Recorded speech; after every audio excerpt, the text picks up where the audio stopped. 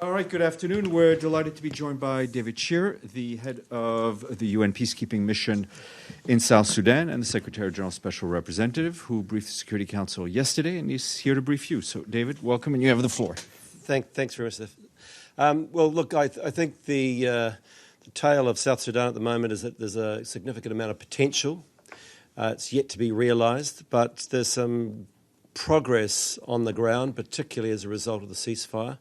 The ceasefire is holding, with the exception of one area in the very south of the country, in the Equatorias.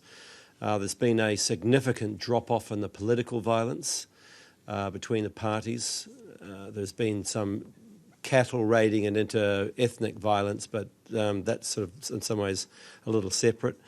The humanitarians are reporting better access for their humanitarian activities, which is positive.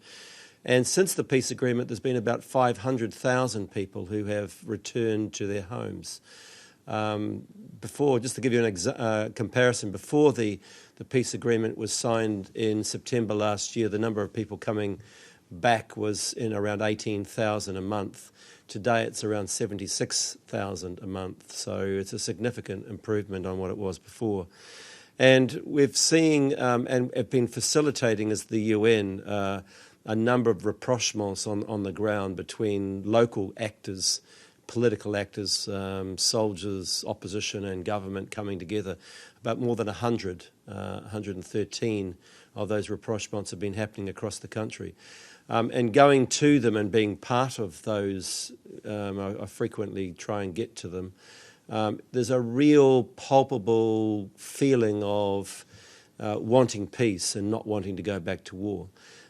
So we believe that's, it's very positive.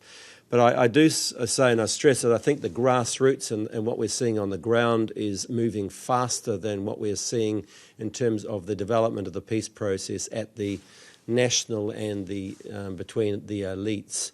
And the implementation of the peace process, particularly the unification of the forces, the allocation of portfolios in a unitary transitional government has been slow. There's been some other delays as well.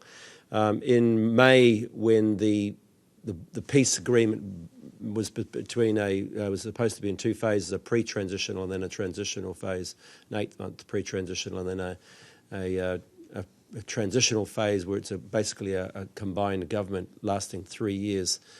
There was felt that there wasn't enough progress in the pre-transitional phase, and there was a need for an extension of 6 months, which happened, and all parties agreed, which was positive. But we're coming to November. I think what we are pushing for very much is a transitional phase, the transitional component of the peace agreement starting off and no further delays. And secondly, making sure that the two major protagonists, President Salva Kiir and Dr. Riek Machar, come together and start meeting regularly before joining together in that government in November. So, as I say, very positive things on the ground, some slowness and some delays with the implementation of the peace process. But as the UN, we're pushing very hard for us to make progress and move forward in the coming months so that we have this transitional phase kick off in November. So let me stop there, and I'm sure there's lots of, you may have questions, and I can answer those more specifically. Thank you. Thank you. Or maybe not.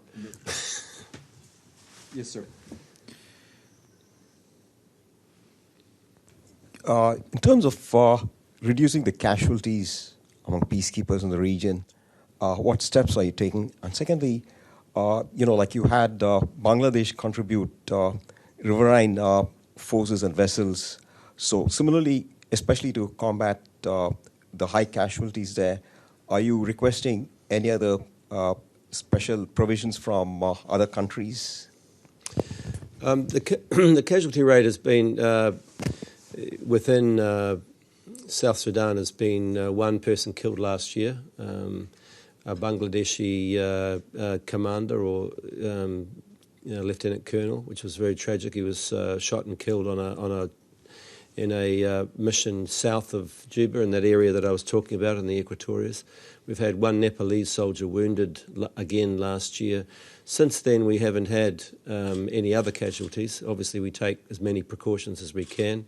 The riverine service that you talk about is extremely valuable to the mission in a country where for 6 months of the year the roads are inoperable. In other words, the rains come down and effectively wash out the roads. The river becomes the major form of transport up and down from one end of the country to the other, in addition, of course, to flights. So that riverine patrol that the Bangladeshis operate has been very, very important to the mission. Thank you. Yes, sir.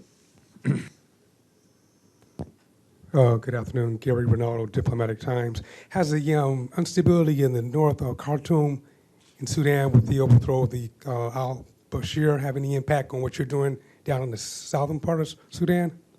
Not direct impact in terms of overflow of any instability or anything.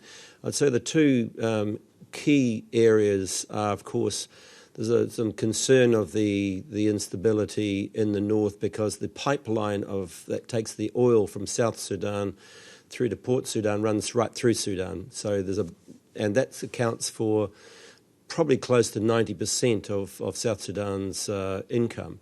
So that's obviously of concern. The second issue is that Sudan, prior to the changes that have occurred in Khartoum, was very instrumental in bringing about the peace agreement.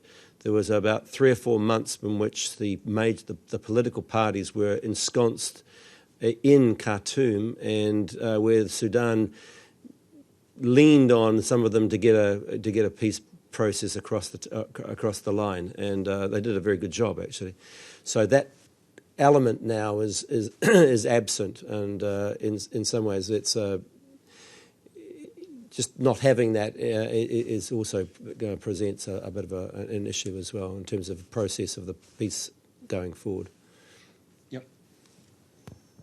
Thank you. There was always a Ukrainian component in the mission in South Sudan, and there are sometimes voices inside Ukraine which say we have a war in our country. Why should we, participate in other contingents and so on? So I just want you to say why is it important to be there for the contingent and exactly for Ukrainian component?